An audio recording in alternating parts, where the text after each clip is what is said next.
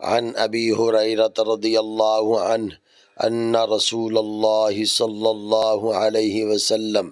كان يقول الصلاة الخمس والجمعة إلى الجمعة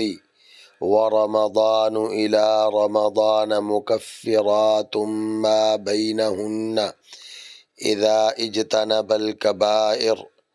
حضرت ابو ہریرہ رضی اللہ تعالی عنہ بیان کرتے ہیں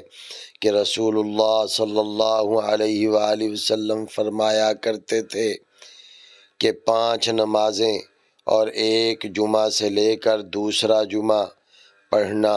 اور ایک رمضان کے روزوں کے بعد دوسرے رمضان کے روزے رکھنا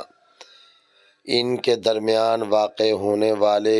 گناہوں کے لیے کفارہ بن جاتا ہے جب تک کبیرہ کا ارتکاب نہ کرے۔